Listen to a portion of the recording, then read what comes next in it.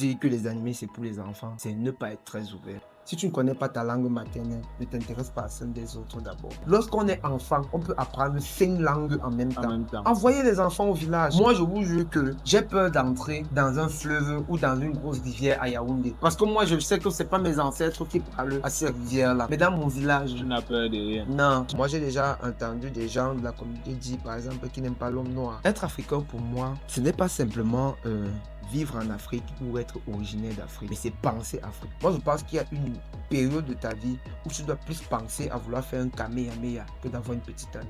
Quand tu regardes dans Naruto, en réalité, la guerre, c'est la transition pour arriver à la paix. Le bien est bien. Je le dirais toujours. Et je serais parti en Europe dès 2017. Passer les 2 semaines d'émerveillement, je serais tout content d'être en Europe. Le terme otaku signifie chez les Japonais un passionné. Durant la 2e édition, on a réuni presque 6 millions et on a tout perdu. C'est bien d'entreprendre ce que tu aimes. Les animés, c'est la matérialisation de notre imaginaire. Lui, il peut apporter ses sushis. Moi, j'apporte mon héros. Le fil de One Piece dit, quand tu as faim, il faut manger. C'est difficile d'entrer dans une concession où il n'y a pas un enfant qui aime les jeux vidéo. Sauf qu'il y a un combat qui se mène, c'est le papa qui se dit, je suis pas en train de grandir. Rien n'est plus important que le bien commun. Que les personnes qui aiment les mangas sont plus sujettes à être des personnes vertueuses que celles qui ne regardent pas les mangas. Pour chaque chose reçue, il faut en abandonner une de même valeur. En alchimie, c'est la loi fondamentale de l'échange équivalent. Contente-toi d'avancer même si ton chemin est celui du carnage. IQ, on te montre que mon frère, il n'y a que l'effort qui paye. Chose que mon footballeur préféré fait tous les jours, Cristiano Ronaldo. De base, le personnage de Madara, c'est un gars mauvais. Même dans quelqu'un qui fait du mal, il y a quelque chose que parfois on peut tirer. Barça ou Real? Real de Madrid tous les jours. Sans réfléchir. Non, je sais, jamais. Tu as 2 secondes pour répondre. Messi ou Ronaldo? Non, Ronaldo, mon frère. Ronaldo, c'est sûr. Peu importe comment la journée se passe, jours, oui, si tu vois que Ronaldo a marqué, la journée est bien. Tu sais, j'ai même un pote là que je mets chaque fois que Ronaldo marque. Me having a bad day. Oh my God, Ronaldo score. Voilà, toujours. D'accord. Donc, Madeleine Procès. Ouais, jusqu'à la gare. Jusqu'à la gare. Ouais. Si tu devais naître dans un autre pays, ce serait lequel? C'est vrai que la question, elle me fait réfléchir, mais on sait quand même que je pencherais beaucoup pour le Japon. Forcément. Beaucoup. Le jus ou la bière? Bon, moi, je suis très équilibré dans ce sens. Parce que le jus, j'ai un problème. Quand il n'est pas naturel, par exemple, je ne bois pas plus d'1 litre par jour. Dans la bière, je peux aller plus loin. Mais il y a les jours où j'ai plus de préférence pour le jus, mais on va dire la bière. La bière? Oui, on va dire la bière. Ok. Si tu étais invisible 24 heures, tu ferais quoi? Mince. Si j'étais invisible 24 heures. Oui. Non, tu vois le palais de l'unité là, non? Oui. Je vais faire un carnage là-bas. Ah bon? Oui. Je vais faire un carnage là-bas. Il ne faut pas qu'on vienne nous ramasser ici. Non. Le genre de carnage là, c'est quoi? Non, je vais quand même aller parler au grand frère là. Je vais lui demander que pardon. Au grand frère? Oui, parce que je pense que il y a quelque chose qui ne va pas bien là-bas dedans. Ah bon? Oui. Il y a quelque chose qui ne va pas bien là-bas. Tu vas lui parler, Oui. étant invisible. Là, ils vont sentir que c'est les esprits qui sont en train de leur parler. Peut-être ça va les pousser à changer, tu vois. N'est-ce pas? Ce sera un mot d'intimidation, pas trop. Ok, en tout cas, tu assumes ce que tu dis, Oui, tu es oui, responsable de ce que tu dis. Il ne faut pas qu'on vienne nous ramasser ici. Et quelque chose que les gens ne comprennent pas chez toi. Oui, quelque chose qu'on ne comprenne pas. On me dit souvent que je suis trop gentil. Et qu'est-ce qu'ils ne comprennent pas dans Ils ne ta comprennent gentillesse? pas le fait que quelqu'un puisse me frapper et que quelque temps après, je sois passé dessus. Et que ça se répète encore et encore. Et qu'est-ce qui explique ce comportement chez toi? Je pense qu'il y a d'abord l'hérédité. C'est héréditaire parce que mes parents sont comme ça. Ça, c'est d'un. Et de deux, parce que moi, j'ai appris, il y a une philosophie à laquelle je m'accroche. Ne jamais regretter le bien que tu as fait pour quelqu'un. Je m'accroche beaucoup à ça. Si tu as fait du bien à quelqu'un, peu importe ce qui se passe après, ne regrette pas ce bien-là. Parce qu'il y a une maxime. Il y a une maxime qui va se rassembler quelque part, qui va te revenir. Donc, c'est ça que généralement, je pense qu'on ne comprend pas. Du moins, c'est la question qui m'est revenue. Tu es trop gentil. Pourquoi tu fais ça? Non, tu n'aurais pas dû. Non, moi, si c'était moi, j'aurais coupé et tout. Bon. Pourtant, tu cultives le bien. C'est ça. D'accord. Et pour terminer, tu préfères avoir 1 million d'euros là maintenant ou bien vivre 100 ans en bonne santé? Non, 100 ans en bonne santé. Hey, le million d'euros, mon frère. 100 ans en bonne santé. Ah bon? Non, il y a les maladies que 1 million d'euros ne peut pas soigner. Donc, Et santé, oui, le plus important, vraiment, c'est la santé. je ne suis pas encore, parce que je sais que je le serai, je bosse pour. Je ne suis pas D'accord. encore riche, Oui. mais je sais que le fait que je sache que je vais me lever le lendemain, ou du moins que je me lève tous les jours et que je puisse aller batailler, que je puisse surmonter, c'est vraiment mieux que celui qui est couché là-bas avec ses millions, mais qui ne peut même pas se lever pour égaler le soleil. Je vois un peu. Et en plus, Ouais. tu es sûr que tu seras riche un Non, jour? non, je suis sûr. D'accord. Vraiment. Ok, merci de t'être prêté à ce jeu. Salut à toi et bienvenue sur Dioson d'abord. Je suis Kepse Franky et ici nous parlons de mindset, d'Afrique, de société et bien d'autres. Alors si tu aimes ce genre de thématiques, n'hésite pas à t'abonner. Ça fait plaisir, ça permet de soutenir et en plus ça ne coûte rien. Aujourd'hui, nous recevons un vrai entrepreneur. Je dis vrai entrepreneur parce qu'on pense souvent que entreprendre, c'est juste se faire de l'argent. Pourtant, entreprendre, c'est avoir une vision. C'est bâtir une vision qu'on se fait à l'intérieur. C'est même innover. Donc, c'est quelqu'un qui innove et pas dans n'importe quel domaine, dans la culture otaku. Aujourd'hui, la culture otaku est une réalité qu'on ne peut plus dissocier de notre société. Beaucoup de personnes qui sont nées dans la fin des années 90 et au 21e siècle ont été influencées lors de leur enfance, lors de leur adolescence par la culture otaku. Donc, négliger ce sujet, ce serait négliger quelque chose qui a un fort impact sur la psychologie et le mental de beaucoup de personnes. Donc, je ne vais pas perdre de temps, je vais le laisser se présenter parce que je ne peux pas prendre le risque de dire qu'il est à sa place. Certainement, je vais vous mettre beaucoup de choses très puissantes. Alors, face caméra, tu dis à ceux qui ne te connaissent pas qui tu es.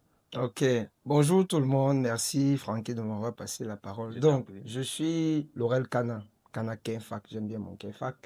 Je suis comptable de profession et je suis aussi otaku comme il a dit. Et avec des amis, des frères à moi, on entreprend dans l'otaku, la culture otaku comme il a si bien dit, où on a un festival et des sous-événements qu'on aura le temps de détailler. Donc, je suis un comptable, je suis un otaku et je suis un jeune Camerounais et fier de l'être, il faudra le dire. Et jeune africain aussi Et et jeune fier de africain, l'être aussi. voilà, Camerounais, africain, voilà, c'est ça. tout ça c'est ça. Excellent. Donc, Monsieur Laurel, tu peux même que je t'appelle comment? Laurel, Kenfac, Tu Baroque. peux Tu as enchaîner, tellement. voilà, tu peux enchaîner, tu Ok, connais tous je les noms, mixe. Ok, voilà. comme je connais tous les noms. Ok, Laurel, on va commencer doucement avec Laurel. D'accord. Aujourd'hui, on va parler de la culture otaku en Afrique. Ok.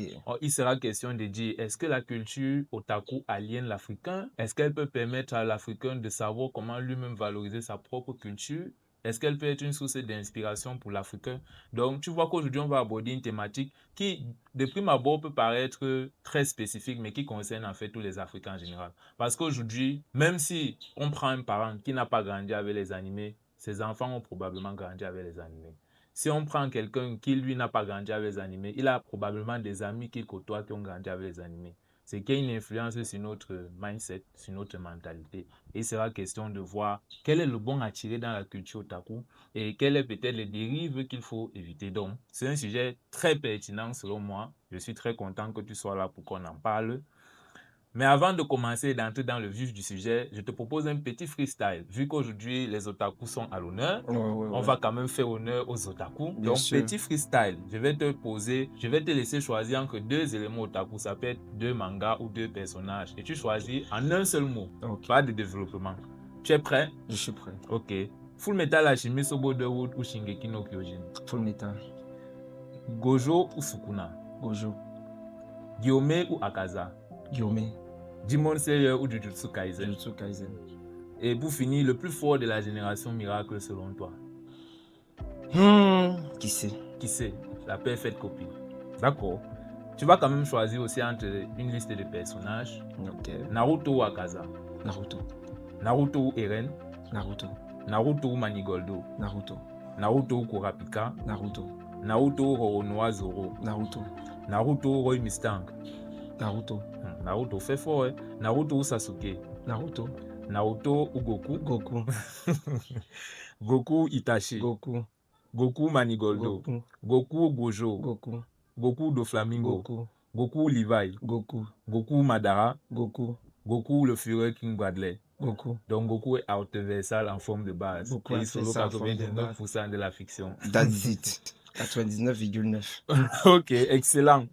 Là, on va introduire directement dans le thème. La première question que je vais te poser, c'est que réponds-tu à ceux qui pensent que les animés, c'est pour les enfants? Ok. Donc, déjà, ce que je pense, c'est qu'ils ne sont pas très ouverts. pour dire que les animés, c'est pour les enfants, c'est ne pas être très ouvert. Parce que figurez-vous que moi, je jugerais ce genre de personne si je me rends compte qu'il regarde un autre type de fiction. Parce que les animés, c'est simplement la fiction qui a été faite à la main, dessinée, qui n'est pas forcément passée par des représentations humaines et tout.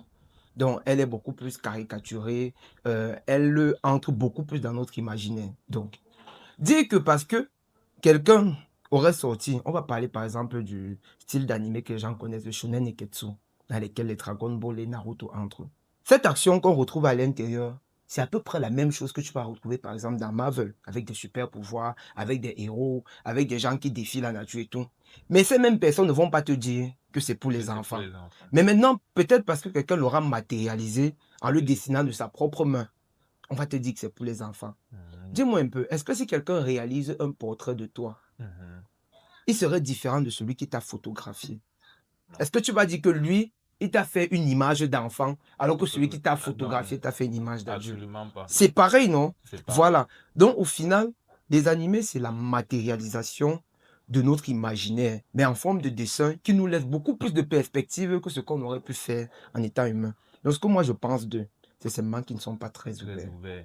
C'est tout. Waouh, comme tu parles même de portrait, parfois le portrait est même un peu plus symbolique que la photo. Merci. Hein? Oui, parce qu'il y a un effort conséquent à l'intérieur. D'accord. Très intéressant. Et de ta perception, est-ce que le mot otaku est péjoratif ou bien valorisant dans notre contexte? Ok. Bon, si on doit aller overall dans l'ensemble, c'est encore très péjoratif dans le pays. Et petite anecdote, ce matin, je suis allé à la salle de sport. Et un truc s'est passé, je ne sais pas si c'est une coïncidence, il fallait que j'en parle aujourd'hui et que ça s'est passé. Généralement, à la salle, il y a toujours un grand baffle. Et lorsqu'une personne se déconnecte, n'importe qui peut se connecter pour animer pour toute la salle. Sauf qu'à un moment, celui qui animait, il a quitté les chansons mondaines, il a viré immédiatement à des trucs otaku. Oui. Moi, je chantais mon Head Chala, j'étais content. Et subitement, le coach s'est mis à chercher qui anime par là. Bon, il est venu vers moi parce qu'il m'a suivi chanter. Je lui ai dit non, je ne sais pas qui c'est. Il allait arrêter la musique. Parce que c'était une musique. Voilà. Je vais donc te poser peut-être une question. Peut-être c'est toi qui poses des questions, mais c'est pour aller dans mon sens. Est-ce que c'est toi qui décides lorsqu'une tonalité te plaît? Non. Tu ne le décides pas, non? Voilà. Ça vient naturellement dans ta tête et ça te plaît. Est-ce que l'otaku a décidé que ce genre de musique-là allait le plaire? Non. Est-ce que l'otaku, quand il est né, il a décidé que c'est lire des mangas ou regarder des animés qui allaient le plaire? Voilà. Donc, mais on est quand même dans ce monde-là où ça peut peut-être venir de notre culture, ça peut peut-être venir du manque d'ouverture que j'ai dit, où il y a donc des personnes qui, pour la plupart jusque-là, nous jugent toujours et très négativement. Mais le bon côté, c'est que beaucoup de cellules se créent de nos jours. Beaucoup de choses sortent de la terre un peu plus tous les jours, des idées de personnes qui pensent loin. Et c'est vraiment beaucoup moins qu'avant. Mais ça reste péjoratif encore pour le moment. D'accord. Puisqu'on va parler de culture otaku en Afrique, c'est d'abord quoi être africain pour toi? Voilà. Être africain pour moi, ce n'est pas simplement vivre en Afrique ou être originaire d'Afrique, mais c'est penser Afrique. Penser Afrique pour moi, c'est valoriser la culture africaine. Et au-delà de tout, c'est aimer l'Afrique. Wow. C'est d'abord aimer l'Afrique. Parce que, petite anecdote toujours sur ma vie, je serais parti en Europe dès 2017. Mais vraiment parce que j'aime la condition dans l'Afrique. Moi, je suis sûr. On va me dire que c'est parce que je ne suis pas allé. Certains ne vont pas me croire. Mais je suis sûr que passer les 2 semaines d'émerveillement, parce que je vais voir le développement et tout, je serais plus content d'être en Europe. Tu es en train d'attaquer les gens qui sont de l'autre côté et même ceux qui ont les projets de voyage. Chacun a sa façon de... Je ne tire sur personne. Moi, je dis ce que moi je pense. Oui. Et moi, je dis, je ne pense pas que je me sentirais bien, aussi bien là-bas que je me sens ici. Chez toi. Voilà. C'est vrai qu'on est parfois un peu découragé par certains trucs que je ne vais pas lancer. Mais je reste fier. J'aime le Cameroun dans sa culture, dans sa façon d'être. Et si je dis que j'aime le Cameroun, c'est que j'aime l'Afrique parce qu'en général, on ne se ressemble pas ici. D'accord. Parlant d'otaku, quand on parle d'otaku, on parle de manga, on parle d'anime. C'est quoi un manga? C'est quoi un animé? Il y a une différence? Explique-moi. Oui, il y a une différence. Je peux l'expliquer dans la conjugaison. Un manga, ça se lit. Ça veut dire que c'est un bouquin comme celui-ci. Voilà, ça c'est quand même camerounais. On va revenir dessus. Ok. Ou bien celui-ci encore, qui est Jujutsu japonais. Kaisen. Voilà. Alors qu'un animé, c'est ce manga-ci qui a été découpé en séquences pour donner des mouvements à ce manga et qui nous passe à la télé et qu'on peut regarder ou visionner. Donc le manga, c'est la partie qui est lisible. Vraiment, je le dis en langage le plus terre à terre possible pour que l'enfant du CM2 qui nous lit comprenne. Le manga, c'est tant qu'on le garde dans un bouquin, alors que l'animé qui vient d'animation, c'est lorsque on les fait bouger, on les fait faire des gestes que tu n'aurais pas pu faire tant que tu restais dans le livre. Comme toi et moi sommes en train de bouger. D'accord, C'est excellent. ça la différence. C'est quoi être otaku? Voilà. Être otaku, le terme otaku a d'abord un sens très large qui signifie simplement chez les Japonais un passionné. Maintenant, avec le temps, on l'a beaucoup redirigé vers les fans de manga, d'anime et tout ce qui tourne, jeux vidéo, ce qui tourne autour. Donc, et de nos jours, nous, avec mon équipe que j'ai citée au départ, on a essayé même un peu de les scinder en otaku pratiquants et otaku non pratiquants. Donc, il y a encore des ramifications. Exactement. Je crois que on va revenir sur le fait d'être pratiquant ou non pratiquant. Mais en général, pour notre contexte actuel, c'est un fan de manga, d'anime, jeux vidéo et tout ce qui tourne autour. D'accord. Voilà. C'est quoi ton histoire personnelle? Mon histoire personnelle avec les mangas. Ah, ça c'est toute ma vie. Hein. Oui, vas-y. Ça c'est toute ma vie. C'est l'occasion de parler. Donc, aussi loin que je me souvienne, moi, ma chaîne préférée c'était manga. Oui. Quand j'étais petit. Oui. Je crois que même pour les non-otaku, ils comprennent ce que ça veut dire. Donc, j'ai toujours été attaché aux animés et tout. Je me rappelle, c'est vrai que c'est pas un animé, mais ça va un peu dans le même sens de la fiction. C'est Bioman. Je me retrouvais pendant les fêtes de Noël à regarder Bioman toute la nuit parce que c'était la période où tu pouvais voir du premier au dernier épisode, vu que dans l'année, c'était difficile entre aller à l'école et tout, tu pouvais pas suivre tes programmes. Et j'ai toujours été fan de Dragon Ball avec Sangoku, tu vois, il a gagné. Il a gagné. On débat tout à l'heure. Donc, depuis petit, j'aime les animés de tout mon cœur, vraiment de toute mon âme. Mon père, mes parents disaient que on pouvait m'abandonner là. Si on voulait être sûr que je ne vais pas me promener, on me met la matière première. Donc, on met manga là.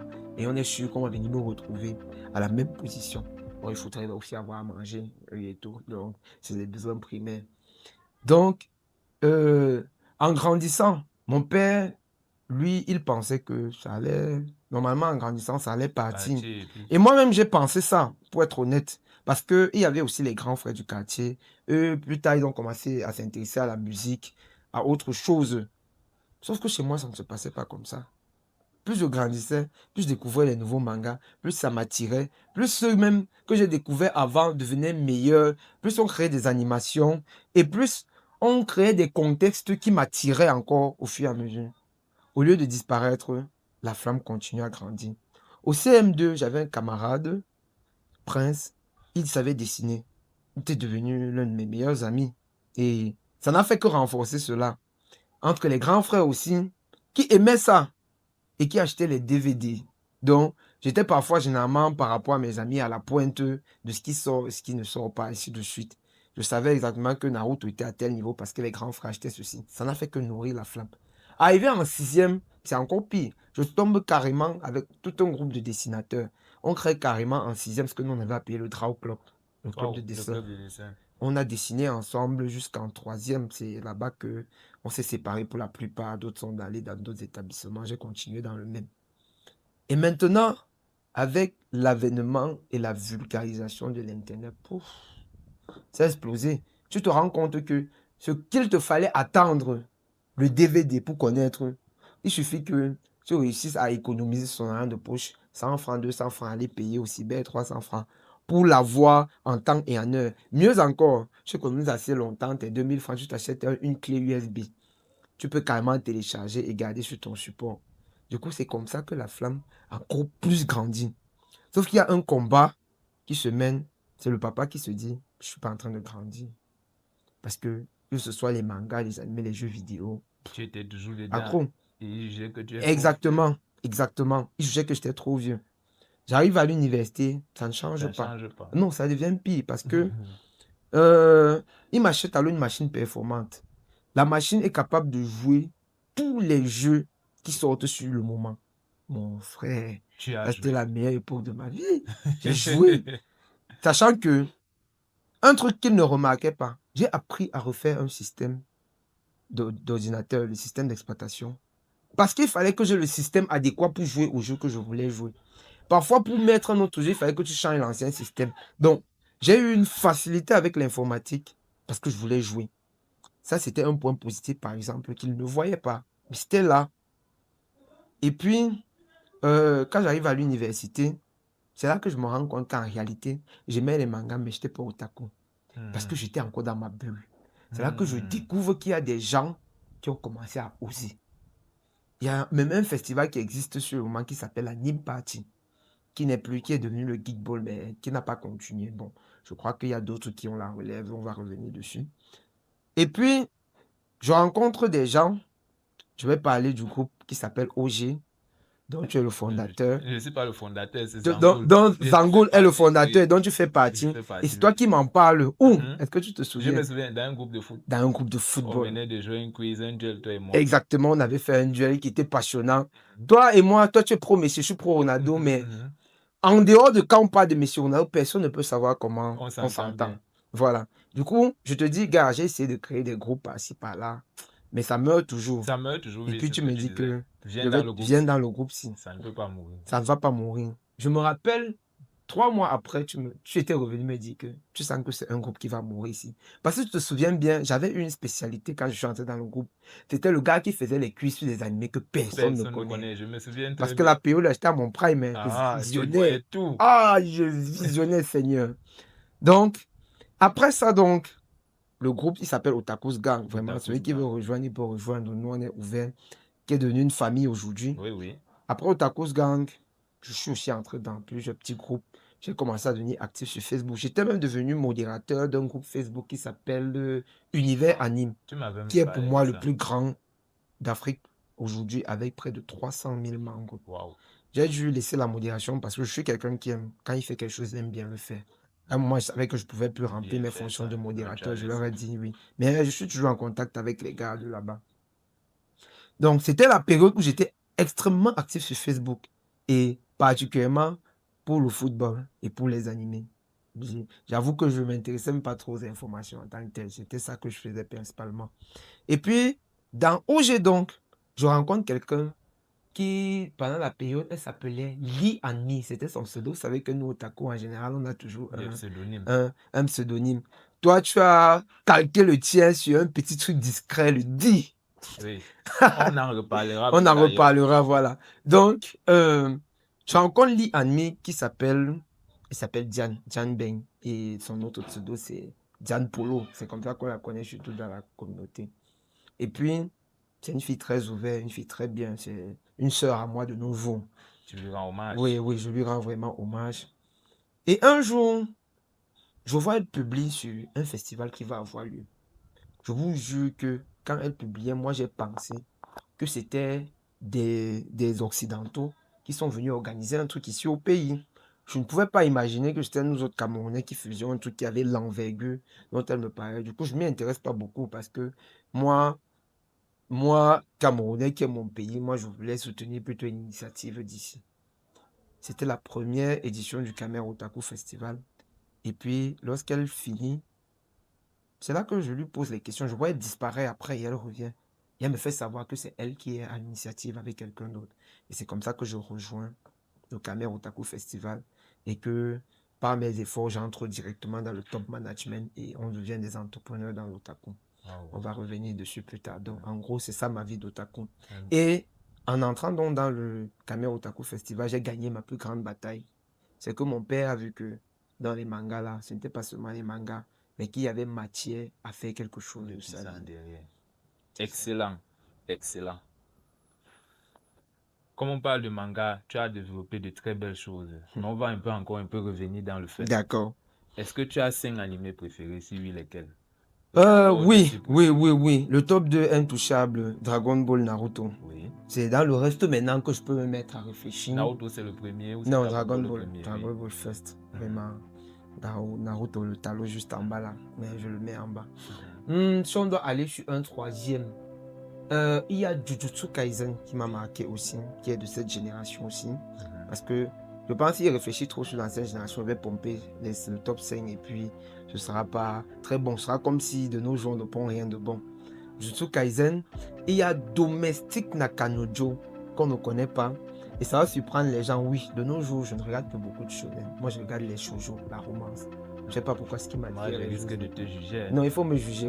Il faut me juger. En tout cas, c'est Amel Dedi qui me met dans les choses comme ça. C'est lui. Okay. Et je le remercie, hein, vraiment. Moi, je vais vous juger. Je lis une histoire qui est censée être une histoire d'amour. Mais c'est captivant et ça touche beaucoup le réel. Ils ont été très réels, vraiment. On en parlera. Le top et le dernier, je crois que je suis au dernier. Oui, le dernier, oui. Je vais dire IQ. Qui est pour moi le meilleur animé de sport que j'ai vu. Ok. Tu vas attaquer ceux qui aiment Coco. Il n'y a pas de problème. Je vais éteindre. Non, Capitaine Tsubasa, il n'éteint pas. Mais je vais éteindre Coco Basket ici. D'accord. Moi, je te partage aussi mon top 5. Hein. Ok, top 5, 5e, je mettrais Sensei The Canvas. Okay. 4e, Dragon Ball. 3e. Là-bas, il te juge. On continue. Tu me juges. Non, il te juge très mal. 3e, je mettrais Full Metal Alchemist Brotherhood. Bon, 2e, Shingeki no Kyojin. Ouais. Et 1er, Naruto. Oui, moi, c'est mon top 5 d'animés préférés. Et un top 5 de personnages préférés. Mais avant d'arriver sur les personnages, sache que je suis entièrement fan de ton top 5. Ah, ok, merci. C'est comme je t'ai dit, si je voulais rester dans le hall, c'est que j'aurais aussi mis, par exemple, Full Metal. Mais il a fallu que j'essaie un peu quand même de diversifier. Mais ton top 5 est très bon. Okay. Maintenant, en termes de personnages, Goku, tu as vu, il a gagné mon top. Oui. Shanks le Roux, qui est pour moi le meilleur personnage de One Piece. Alors, non, vraiment. Il a combien de temps à l'écran? Il n'y a pas de problème. C'est même ça. C'est même ça qui est captivant. C'est que son peu de temps à l'écran est toujours marquant. Ok. Donc, si un jour on décide de se pencher sur ce mec, qu'est-ce que ça va donner? D'accord. Shanks le Roux, comme je disais, Naruto, comme je dis avec Goku, c'est mon enfance. C'est toute ma vie, j'aime souvent le dire. Maintenant, à partir de là, je dois réfléchir, hein, parce que il y a un personnage aussi pas très connu, dont j'aime beaucoup l'arrogance et tout. Il s'appelle Gilgamesh, il est des sagas Fate. J'aime beaucoup le personnage du roi Gilgamesh, qui est un roi qui garde son honneur du début jusqu'à la fin. Et maintenant, si je dois citer un cinquième personnage, ce serait... bon, j'en ai tellement, hein, mais je vais prendre Nanami Kento de Jujutsu Kaisen. D'accord. Les gens le prennent pour l'âme, mais je l'aime beaucoup. Okay. J'apprécie beaucoup le personnage. Ok, je donne aussi mon top 5. Si, comme ça me vient comme ça. Itachi, Naruto, le Major Erwin, Eren Yeager et Van Oenai. C'est ce qui me vient comme ça. Ok, merci.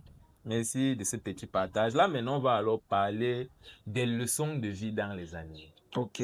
Des mangas, de la culture otaku, l'influence qu'elle a sur nos vies en matière de philosophie, en matière de messages véhiculés. Donc, la première question que je vais te poser, c'est, au-delà du divertissement, penses-tu que les mangas t'ont appris des valeurs qui définissent la personne que tu es aujourd'hui et t'aident à être un humain meilleur? Donc, moi, vraiment, je dirais oui. Dans les personnages de Naruto et Goku que j'ai cités plus haut, on a tellement de choses à apprendre. Les gens vont te dire que Dragon Ball, c'est la baston. Oui, c'est la baston, on aimait ça. Mais vous voyez quelqu'un qui, pour le bien commun, est prêt à tout sacrifier jusqu'à sa vie, sans hésiter. Laissons les boules de cristal. Après sa deuxième mort contre Cell, il était censé ne pas revenir, c'était censé être définitif. Mais est-ce qu'il a hésité une seule seconde?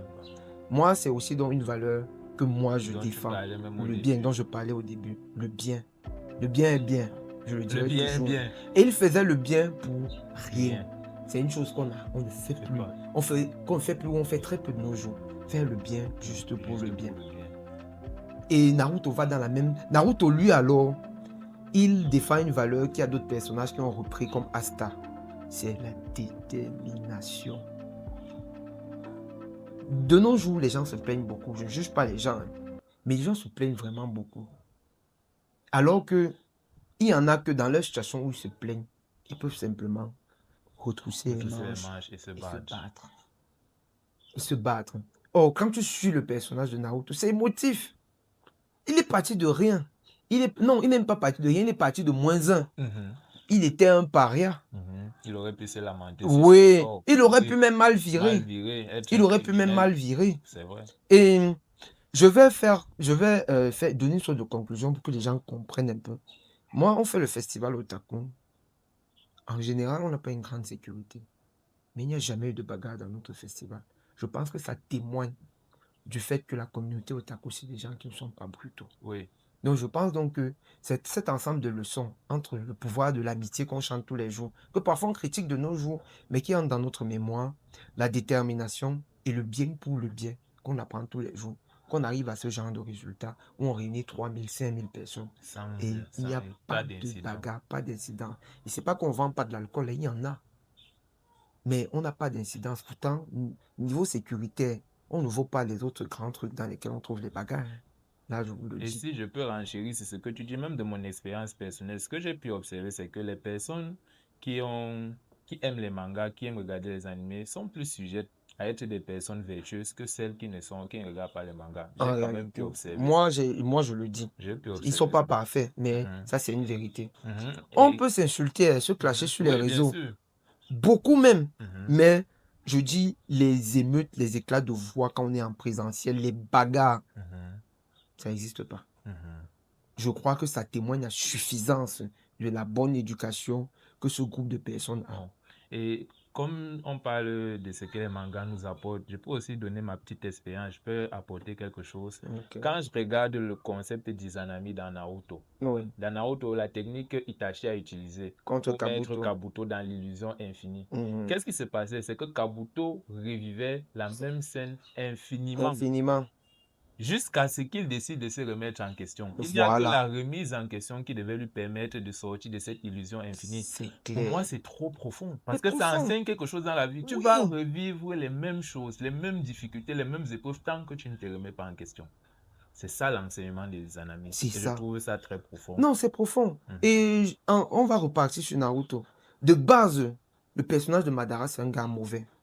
Sauf que comme Thanos, c'est quelqu'un qui voyait la paix d'une autre façon. C'est pour dire que il y a des gens que tu vas voir de prime abord. Tu vas juger ses intentions sur la façon dont il le fait, sans connaître, les traumatismes par lesquels il est passé. Les Hashirama, Madaraga, ils naissent dans la guerre. Ils voient leur frère se faire tuer tous les jours. Donc, tu ne sais pas ce que ça fait. Tu ne sais pas ce que ça fait et ce que ça peut créer. Lui, il a recherché la paix, mais pas de la manière dont les autres voulaient. À la base, on a tous jugé Madara, on voyait le méchant qu'il fallait qu'on abatte. Mais quand il parle, tu sens que c'est profond. C'est profond. Il y a des traumatismes, il y a des choses qu'il voulait arranger, mais à sa façon. Et même, il utilise sa manière parce que votre manière, à vous, il a utilisé plusieurs fois et ça n'avait pas abouti. Peut-être ça a marché pour Naruto plus tard, tant mieux. Mais lui, il aura quand même essayé à un certain niveau. Donc, même dans quelqu'un qui fait du mal, il y a quelque chose que parfois on peut tirer. Parfois, c'est juste une question de point de vue. Exactement. Celui qu'on voit comme le méchant n'est pas forcément et méchant. Je vais revenir sur IQ, ce qui fait même que je le classe dans le top des trucs de sport. Dans IQ, on te montre que, mon frère, il n'y a que l'effort qui paye. Toujours en train de plonger, s'entraîner, gagner ce point fort, le perdre, créer un autre.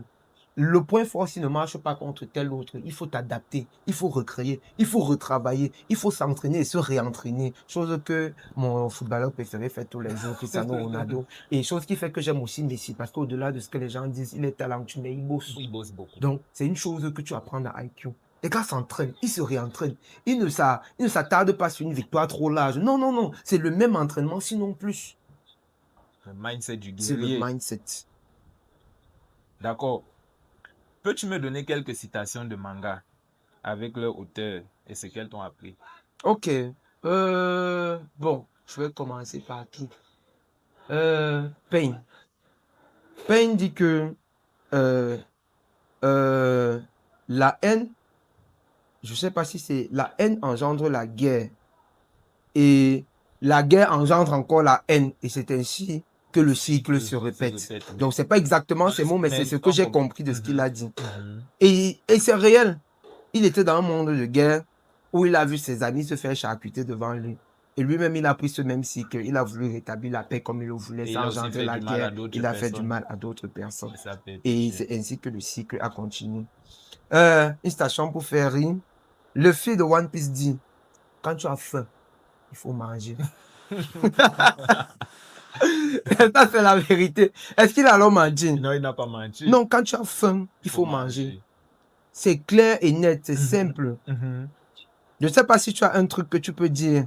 Comme par citation, rapport... Oui. Qui me vient. Pour chaque chose reçue, il faut en abandonner une de même valeur. En alchimie, c'est la loi fondamentale de l'échange équivalent. Ça, c'est un classique.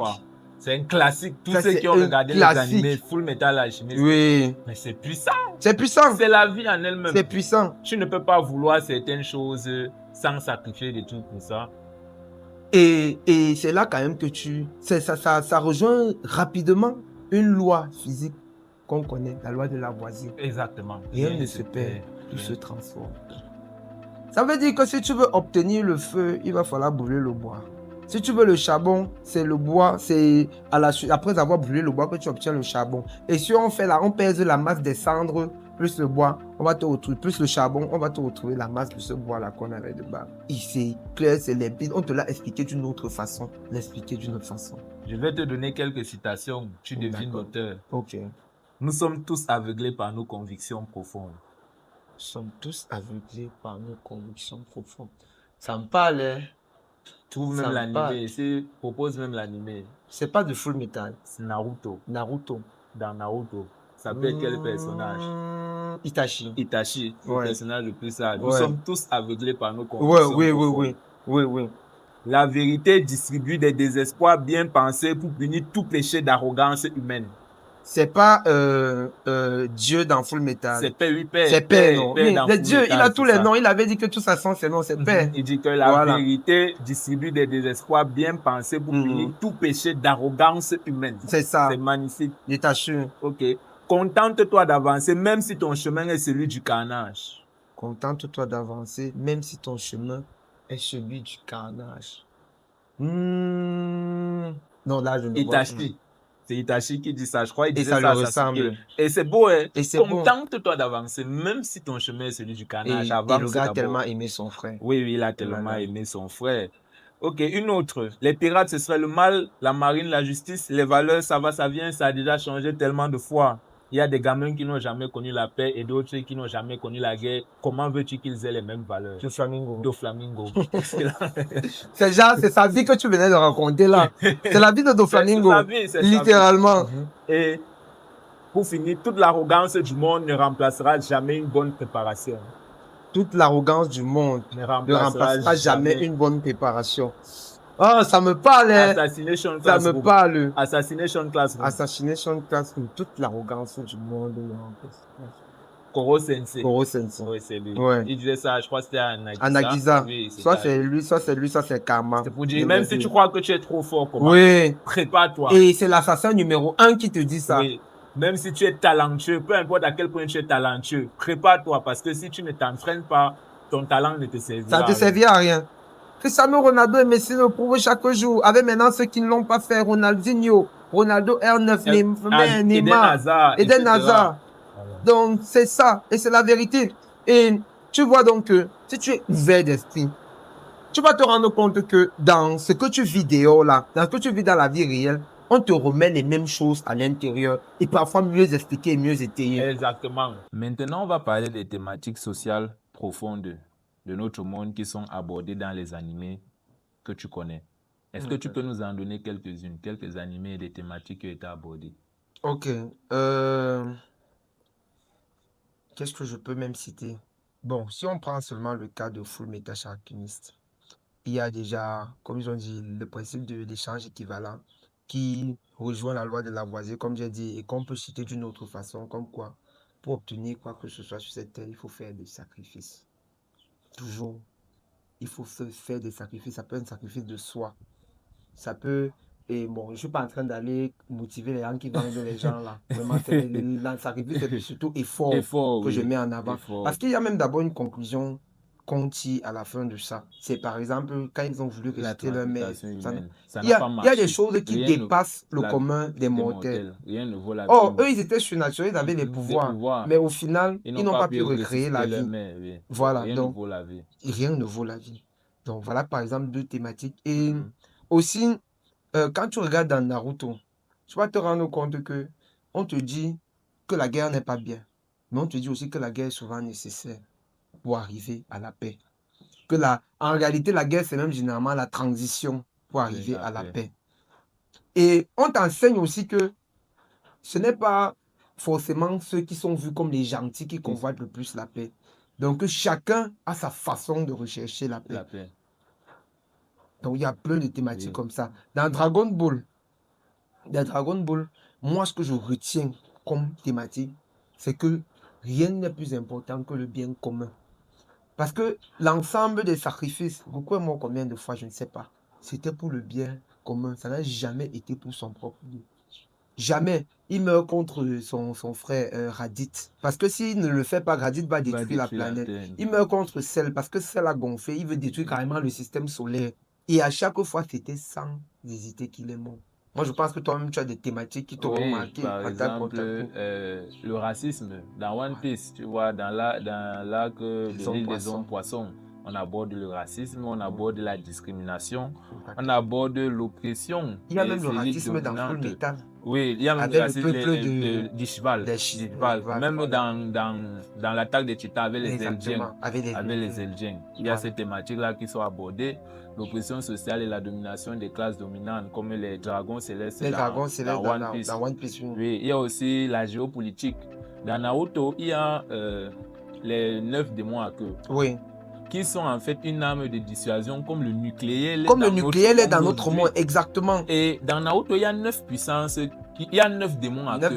Et dans le monde, il y a 9 puissances qui possèdent le nucléaire. Donc, tu vois, ça parle, c'est puissant. Tu vois, tu t'édifies en te distrayant. C'est ça. Il y a même aussi le concept de la justice dans Death Note. Dans Death Note, bon, est-ce que Light est juste? Il faut se poser la question. Quelqu'un qui tue, il tue les criminels. C'est ça. Est-ce que les criminels méritent forcément la mort quand ils n'ont pas été condamnés à mort? Parce que la vision de Light, c'est que tout le monde doit être juste s'il sait qu'en faisant du mal, il va mourir. C'est ça. C'est bien, mais c'est aussi peut-être mauvais. Parce que peut-être tu des gens qui ne méritaient pas de mourir. Et en même temps, est-ce qu'il a le droit de vie ou de mort sur les gens? Donc, il y a plein de thématiques comme ça. Donc, il y en a tellement de thématiques. Tu vois que c'est très profond. Non, je pense que ceux qui nous suivent jusqu'ici, s'il y a même quelqu'un qui n'aimait pas les animés, qui n'aimait pas les mangas, qui pensait que les mangas c'est pour les enfants, là il est en train de voir que non, c'est compliqué. Les mangas c'est très Je vais même revenir sur une autre thématique, c'est l'amour, par exemple. Oui. Je vais prendre le cas de Domanico que j'ai cité, qui est le truc de Love Story que j'ai aimé. Tu vois un gars, son papa lui présente une nouvelle femme qui sera sa belle-mère, parce que sa mère n'est plus, qui va se remarier, il est content. Sauf que la femme là a 2 filles. Et quand les 2 filles arrivent, c'est 2 filles qu'il connaît très bien. L'aînée, c'est son enseignante et son amour d'enfance, celle qu'il aime même jusqu'à ce jour. Et la cadette, c'est la fille avec qui il s'est déviégé. Et il va vivre avec les 2 dans la même maison. Finalement, il est sorti avec l'une, puis avec l'autre. Il a enceinté la petite sœur. Il a enceinté la petite sœur pour finalement se marier avec la grande sœur. Pourquoi? Parce qu'à la fin, la grande sœur s'est sacrifiée jusqu'au dernier. Elle s'est même fait écraser par le camion pour lui. Et maintenant, d'un commun accord, la petite sœur et lui sont entendus qu'elle mérite qu'il lui donne sa vie. Donc, il y a plein de thématiques, c'est complexe. Ça, c'est carrément un sujet philosophique. S'il faut analyser ça, c'est beaucoup plus difficile que parler de la justice, comme on parlait tout à l'heure. Mais tu vois, c'est profond. C'est pour ça que je dis souvent qu'il y a l'animé qui convient à tout le monde. Si tu es fan de novellas, tu vas trouver ton anime novellas. Si tu aimes la baston, tu vas trouver des Baki, des Kengan Ashura. Si tu veux ce qui se rapproche plus du réel, le volet dans IQ est tellement... Je vais revenir dessus. Est tellement proche du réel, c'est pourquoi c'est éteint pour qu'on nous basket tous les jours. Donc, il y a de tout ça. Il y a de tout ça. Donc, si c'est pour les thématiques. Les thématiques, très profond.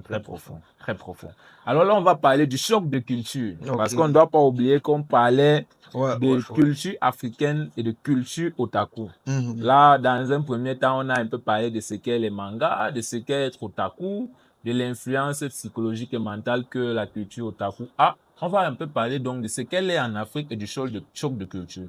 Alors, la première question que je vais te poser, quel est l'impact de la culture otaku sur la jeunesse africaine à ton avis? Ok. Bon, l'impact déjà, il est réel. En mode, c'est difficile d'entrer dans une concession où il n'y a pas un enfant Qui est qui aime otaku? les jeux vidéo, qui Très aime les bien. mangas, qui regarde Très les difficile. animés et qui s'identifie à ça. C'est difficile. Très difficile, très C'est très difficile. difficile. Et même, on est déjà dans un monde avec l'Internet où nous, c'était même parfois difficile à notre temps et tout. Il fallait soit la télé ou les DVD des grands frères, comme je le disais, ou toi-même avoir peut-être les moyens sur le moment. Mais nous, jouer avec l'Internet, c'est facile. Donc, l'impact, il est réel en ce sens où tu as des personnes qui s'identifient facilement à des personnages. Tu as des personnes qui peuvent rester scotchées sur leur animé de midi à 16 h.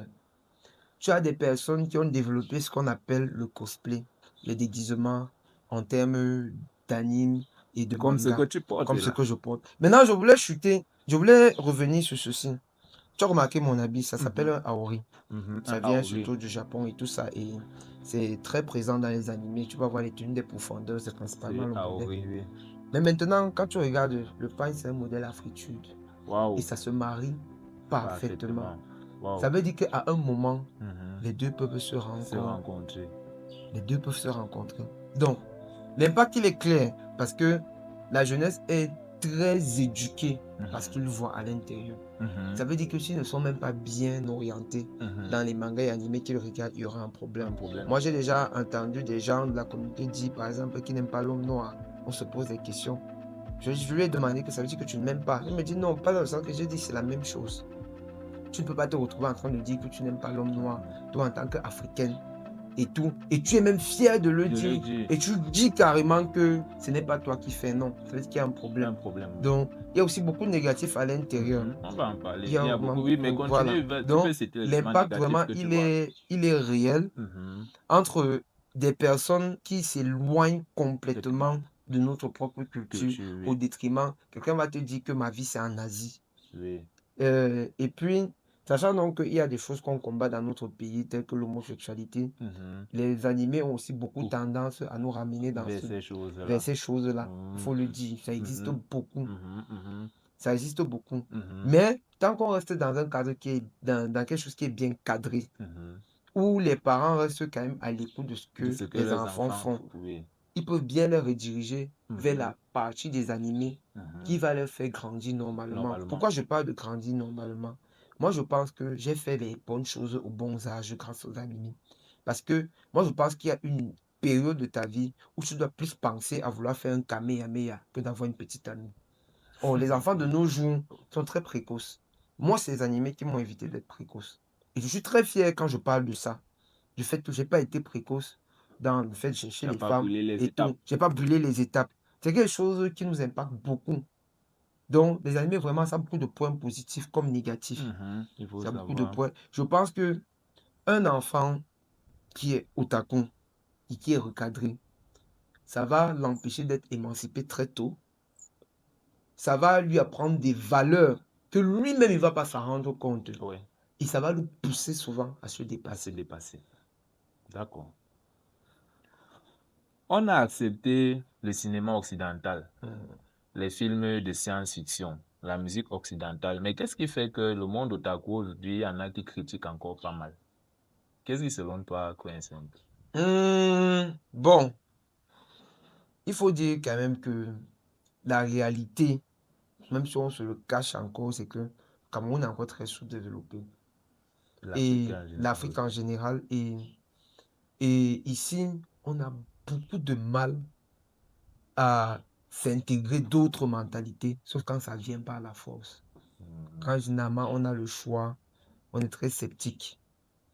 Du coup, je crois que tu es en train de me demander si, ayant accepté déjà les trucs des Occidentaux, pourquoi pour les otaku, voilà, est-ce qu'on ne devrait pas normaliser? C'est comme je dis, on ne veut pas être assez ouvert pour constater que c'est exactement pareil. Et moi, je dis souvent que on peut prendre de l'autre, ce qui est bien, et l'adapter avec ce que nous on a.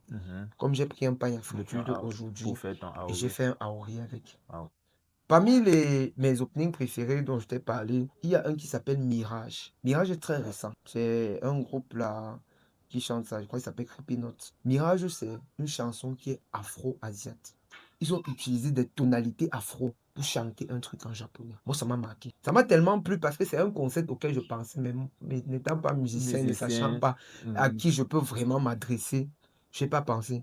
Ça veut dire que on peut faire du bien dans le mélange de tout ça. On a bien adopté la veste aujourd'hui, non? Tu as bien mis ton top sur une chemise et c'est beau à voir. Hein? On est d'accord. Tu as ta montre là, toute moderne, avec un bracelet joli là, fait à la main. C'est en train de marcher. Moi, ça me plaît, je te dis déjà ça. Merci. Hein? Donc, ça veut dire que tout, c'est comme j'ai dit au départ, c'est un problème de mentalité. Les gens ne sont pas suffisamment ouverts. Les gens ne sont pas suffisamment ouverts. La culture otaku est avant tout une culture japonaise, donc étrangère. Est-ce que être otaku aujourd'hui, ce n'est pas oublier sa propre culture africaine? Voilà. Je vais encore te dire un truc que je t'ai dit pour revenir à ça. Est-ce qu'on a fabriqué la caméra ici qu'on est en train d'utiliser là pour nous filmer ici au pays? Non. C'est très utile, non? Très utile. On l'a pris et on l'utilise. Maintenant, c'est la même caméra ici qui te sort un visuel du monde Cameroun qui est magnifique. Exactement. C'est le bagne africain qui m'a permis de montrer mon Aori. C'est-à-dire que, comme je disais tantôt, il y a moyen de joindre les cultures. On peut trouver l'équilibre. Maintenant, c'est pour ça que je dis que ça reste donc aux parents ou à nous maintenant, la génération qui essaieront de comprendre ce que c'est. Oui, et de recadrer. Et de trouver là où les deux choses peuvent se rejoindre. Par exemple, de nos jours, chaque année, avec mon équipe, on reçoit des invitations de l'ambassade du Japon au Hilton pour l'anniversaire de l'empereur. On arrive à l'anniversaire, mais j'ai ma veste, je peux avoir mon dos, je peux avoir n'importe quelle tenue traditionnelle. Ça n'empêche que je suis reçu au même titre que tous les autres. Ça veut dire qu'une telle entente peut se faire. Ça veut dire que même dans le mélange des cultures, ça peut se faire. Lui, il peut apporter ses sushis. Moi, j'apporte mon héros. On s'assoit et on voit que ça donne. Le héros manque de ceci comme nutriment que les sushis peuvent contenir. Moi, je peux apporter mon vin de palme. On m'apporte le saké. On dit que quand tu es en état de temps, c'est mieux de prendre le vin de palme, alors que quand tu es dans tel mood, c'est le saké qui est meilleur. Donc, on peut prendre de chacun. Et puis, on rassemble non seulement même les similitudes ou même les divergences. Et à partir de ça, on crée quelque chose de meilleur. Voilà. Mais il est vrai que ça tend vraiment à éloigner les gens de leur culture ici au Cameroun. Ça, c'est la vérité. Les enfants, les plus jeunes, ils se détournent souvent facilement de leur propre culture au détriment de ce qui est otaku. Tu vas voir un enfant, il connaît très bien l'histoire de Naruto, l'histoire du village de Konoha, mais il ne connaît pas l'histoire de son propre village. De son propre village. Ça, c'est aux parents et à nous aînés de combattre. De combat et de sensibiliser. Et ça, c'est un combat que nous on fait. Il y a un monsieur qui avait dit, lui il n'est pas otaku, mais il était venu d'un commentaire d'un professeur qui nous critiquait pendant le festival en disant que on porte les tenues des japonaises, on vient célébrer la culture d'autres personnes alors qu'on ne connaît pas si ça. On l'avait critiqué en lui disant que la veste que tu portes, n'est-ce pas, ça vient de ton village. Donc, c'était simplement pour dire que dans tout ça, il y a un moyen de trouver le juste milieu. Il y a un moyen de faire ressortir, d'utiliser ce que les Japonais là, ils avaient fait de bien pour nous améliorer, parce que la vérité, c'est que les gars là nous dépassent. Oui. Si on avait seulement le 10e des séismes qu'ils ont, c'est que le Cameroun n'existe plus. Il faut quand même dire la vérité. Oui, non, voilà. Donc, on peut prendre dans ça, on l'améliore et on le transforme parce qu'on a des milliers d'histoires qui racontent notre vie ici au Cameroun, qui peuvent être adaptées et qui vont donner des contenus attractif. Il y a un livre de l'histoire de la fondation de mon village, le village Bafou, avec le personnage principal Tala. J'ai déjà tellement lu le livre là. J'avais attendu le tome 2 au point d'harceler mon père. Le livre là est chez moi. Ça, c'est des trésors qu'on doit garder. Je pense que ça devrait être publié. Et c'est vraiment fait en manga. C'est vraiment fait comme un manga là. C'était tellement attractif parce que ça parlait de moi. Si je parle de mon village, tu parles de moi. Exactement. Voilà. Donc, tu invites tous les otaku qui connaissent très bien les histoires de leurs personnages, les histoires des villages de leurs personnages, à s'intéresser aussi à l'histoire de leur village, à leur culture, à qui ils sont. Surtout que même les animés nous enseignent ça. Hein. Ça nous enseigne Quand tu regardes Naruto, tu vois les Uchiwa. On te parle de la stèle des Uchiwa. C'est ce qu'on appelle un patrimoine culturel. C'est ça. quand on dit le clan Uchiwa, un Uchiwa a une histoire. Il vient de quelque part. C'est ça. Un Uchiwa n'est pas un Senju, c'est pas un Akimichi. C'est Est-ce clair. qu'un Akimichi peut avoir le Sharingan? Non. Il peut pas naître avec le Sharingan. C'est ça. Donc, Naruto t'apprend la puissance et des origines, ce que tu peux avoir de singulier, qui est propre à toi, une force liée à ton clan. On voit les Senju, les Uchiwa, les Hyuga, les Akimichi, les Aburame. Donc, chaque clan a sa force. Et donc, chacun doit connaître d'où il vient, connaître ses origines, connaître son histoire. Même les mangas nous enseignent ça. Même les mangas nous l'enseignent. Ça, c'est clair. Et toujours dans le même sens, on a les personnages des mangas qui sont majoritairement japonais, ce sont des blancs, pas suffisamment de figures africaines, ce qui peut toujours contribuer à un certain déracinement. Qu'est-ce que tu peux conseiller par rapport à ça? Ce que je peux dire, c'est qu'un travail de fond est en train d'être fait. C'est juste que les gens ne connaissent pas encore les créateurs locaux. Et c'est l'une des principales missions de notre festival, de les faire connaître. Voici mon manga camerounais préféré. Un manga camerounais? Oui, quand je vais dire ça, les gens vont croire que c'est le film. Voici le tome numéro 5. Je crois qu'on va en parler. Je crois qu'on va en parler. Voilà, j'ai acheté tous les tomes. Oui, je ne vais pas revenir dessus. C'est simplement pour dire qu'en réalité, il faudrait que se renseigne sur les auteurs camerounais et qu'on en fasse la propagande. Les auteurs africains, même en général. Merci. Vraiment, tu vas m'excuser du Cameroun. Non, je comprends. Ce n'est pas normal. Non, c'est bien. Ce n'est pas mauvais. Voilà, donc, il n'y a pas de je pense quand je dis Camerounais, on prend l'Afrique dedans. Voilà. Donc, ces auteurs-là existent. Par rapport à avant, il y a un travail énorme qui est en train d'être fait et qui a déjà été fait. Donc, c'est à nous maintenant de porter ces gens, de les porter et de les faire connaître. Parce qu'il y a par exemple, je ne sais pas si tu connais Ippa Samoto. Ippa Samoto, c'est un héros qui représente le dieu du monde Cameroun. On va revenir dessus. Il y a une partie qui est dédiée à ce que tu es en train de parler. Ne t'inquiète pas, n'oublie pas seulement tes idées. Oui, et maintenant, pour terminer cette partie du show de culture, on va parler de langue maternelle. Est-ce que c'est normal qu'on ait un jeune qui maîtrise tous les discours de Pain, tous les discours de Doflamingo en japonais, les discours d'Aizen, Tamiyo Tanjiro, voilà, en japonais, mais il ne sait même pas dire bonjour dans sa langue. Ça, les canals orels. Donc, faut me bafouer. C'est pour dire simplement de la même façon que je peux te dire Itamio Kanjiro, Itamio Kangaero, Itamio Ekotero. Ça, vraiment, si tu ne connais pas ta langue maternelle, ne t'intéresse pas à celle des autres d'abord. Le français nous a été imposé. Parfois, je n'en veux même pas trop. On n'a pas le choix. Tu peux pas faire les études avec ta langue maternelle, malheureusement, pour le moment. Mais c'est un crime culturel de ne pas connaître sa langue maternelle. Et pire encore, de ne pas faire les efforts pour la connaître. Et je suis heureux parce que mon père s'est battu pour que moi, je parle la langue maternelle. Et la méthode a été simple. Il m'a envoyé au village. Simplement. La grand-mère ne parle pas le français. Le français. Donc, tu vas t'adapter. Et il y a une étude qui a prouvé que lorsqu'on est enfant, on peut apprendre 5 langues en même temps. Envoyez les enfants au village. Envoyez-les chez la grand-mère. Ils ont peur des sorciers. Qu'est-ce que tu réponds à ça? Non, ça c'est ce que j'appelle tous les jours de la superstition. Moi, je vous jure que j'ai peur d'entrer dans un fleuve ou dans une grosse rivière à Yaoundé. Parce que moi, je sais que c'est pas mes ancêtres qui parlent à ces rivières-là. Mais dans mon village... Tu n'as peur de rien. Non. Moi, j'ai parfois peur. Ça, c'est juste... C'est le subconscient. Mais je sais que là-bas, c'est mes ancêtres aussi. Il y a des gens à l'intérieur, sont mes ancêtres qui sont dedans. Donc, ils me connaissent. C'est pour dire que arrêtons la superstition. Ne mettons pas tout sur le compte de la sorcellerie. Ce n'est pas... Si la sorcellerie existe pour de vrai, je pense qu'elle existe quand même, mais que parfois on exagère seulement. C'est pas parce que tu es ici à Yaoundé que ça va pas te toucher.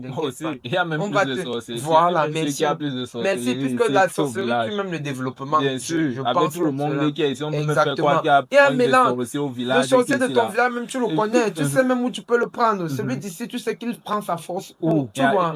Donc ça, c'est de la pure superstition. Envoyez les enfants au village ou faites venir le village à eux. Mais c'est toujours mieux de les envoyer. C'est un crime que quelqu'un, il peut vraiment se réciter Pain, comme je récitais tout à l'heure, mais il n'est pas capable de saluer. Je t'ai dit que je suis en langue maternelle et d'où je viens, je peux continuer comme ça. C'est un scandale et c'est un défaut majeur des Otaku, dit la vérité. Il y en a plein, ils sont tout plein là, que ils vont te dire comment non, il connaît le site Minato, il faut apprendre le japonais et ceci, cela. Mais il n'est pas capable de te dire qu'il y a un monsieur sur YouTube qui apprend à lire sa langue maternelle. Et c'est dommage. Je suis d'accord avec toi, surtout parce que certains vont te dire ça me sert à quoi? Ça me sert à quoi? Parce qu'il regarde que il mange bien aujourd'hui, il n'a pas de problème. il se demande à quoi ça lui sert. Mais comme j'ai dit, même dans les animés, les gens n'oublient pas d'où ils viennent. Ils n'oublient pas d'où ils Quand viennent. tu regardes l'attaque des Titans, un Eldien n'est pas un mât. Non, il n'est pas un mât. Son histoire lui vient de ses ancêtres. C'est Les ça. Eldiens sont les seuls à pouvoir se transformer en Titan En titan. par rapport à leurs ancêtres. Voilà. Donc, à toi de connaître ce que tu tiens de ta lignée, de tes ancêtres qui te caractérisent de manière singulière. La signification de ton nom. Et la signification de ton nom. Voilà. Par exemple, quand tu regardes la danse du dieu du feu de Tanjiro, c'est de génération en génération. Et si tu fouilles bien, c'est une tradition et coutume quelque part au Japon. Certainement. Ce que les Japonais font, c'est juste qu'ils transcrivent leur culture dans des mangas, dans des animés et ils la partagent au monde. Et le monde a l'air d'apprécier. Voilà. Je pense que tout le monde aurait à gagner à suivre ce que tu dis, envoyer les enfants au village, apprendre les langues maternelles. L'Afrique serait totalement gagnante. Ouais. Bon, merci pour ce petit échange sur le choc de culture. Là, on va parler d'entrepreneuriat. On va parler du Kame Otaku Festival. Je prononce bien de sa génération. D'accord. C'est quoi le KOF, Kame Otaku Festival? Ok. Donc, le Kame Otaku Festival, c'est un festival autour des ICC, appelé Industrie culturelle et créative, qui met en avant le manga, la bande dessinée, le cosplay et tout ce qui tourne autour, et qui valorise les acteurs locaux, parce que vraiment il y a plein d'acteurs locaux à l'intérieur. Donc c'est ça le festival en grosso modo. Simplement. Pourquoi cette initiative? Alors cette initiative, parce qu'on s'est rendu compte premièrement que les passionnés, il y en a partout, et que dans la définition que je t'ai donnée, il y a ce qu'on appelle industrie. Qui dit industrie dit création de valeur. Donc il y avait toute une valeur qui pouvait être créée en prenant exemple sur les pionniers, à savoir les Japonais. On pouvait adapter quelque chose pour créer du contenu local qui peut à la fois être divertissant et porteur de ressources et de richesses. D'où l'initiative du festival, parce qu'il y avait des acteurs même qui existaient déjà avant nous. Il fallait donc une plateforme, un lieu de rassemblement pour mieux les faire connaître et leur donner un marché où ils vont retrouver tous leurs clients, faire des ventes et se faire pourquoi pas une base de données. D'accord, intéressant. Et quels sont vos challenges au quotidien?